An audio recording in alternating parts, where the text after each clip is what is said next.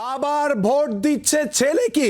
আসানসোল কেন্দ্রে জামুরিয়ায় এমনই অভিযোগ উঠেছে। জামুরিয়ার 199 নম্বর বুথে এই নিয়ে উত্তেজনা ছড়ায়। ছবি তুলে ধরছি আপনাদের সামনে, ছবি আগে দেখাবো।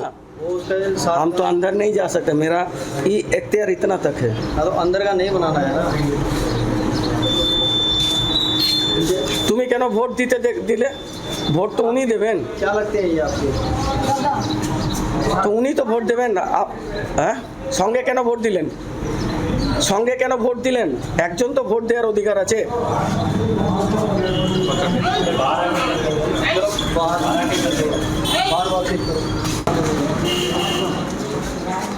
কে হয় এটা?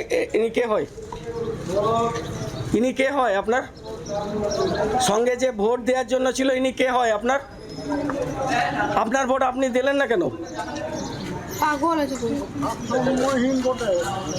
সেটা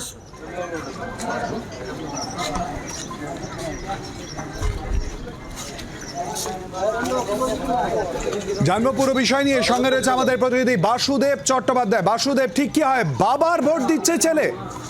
একদমই দেখো, এবং ছেলে দিচ্ছে বাবার ভোট এবং বলছে, এবং বুথের মধ্যে কেন্দ্রীয় বাহিনী রয়েছে, পুলিশ রয়েছে, পোলিং এজেন্ট রয়েছে, প্রিজাইডিং অফিসার থেকে সকলে রয়েছে। সবার সামনে দুজনে বুথের ভেতরে দাঁড়িয়ে ভোট দিচ্ছে। এটা কিভাবে সম্ভব, এই প্রতিবাদ কিন্তু করা হচ্ছে এবং বিজেপি পক্ষ থেকে ইতিমধ্যেই বলা হচ্ছে যে এই ধরনের বেশ কিছু জায়গাতে এই ধরনের ঘটনা ঘটছে এবং বাবার ভোট ছেলে দিক বা যেই দিক, দুজনে কি করে ভোট দেবে তা যদি চোখে না দেখতো বা অন্য কোনো বাধ্যবাধকতা থাকতো তাহলে একটা বিষয় ছিল।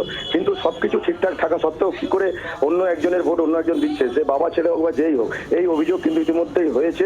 পাশাপাশি দেখা যাচ্ছে যে তৃণমূল কংগ্রেসের যারা নেতৃত্ব রয়েছে তারাও বুথের আশেপাশে ঘোরাঘুরি করছে।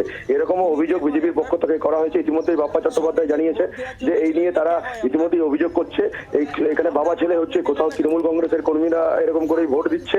নির্বাচন কমিশনকে এই নিয়ে ইতিমধ্যেই তারা অভিযোগও তারা জানাচ্ছে বলে জানিয়েছে। ধন্যবাদ বাসুদেব। বাংলার আওয়াজ, বাঙালির আবেগ, জি 24 ঘন্টা।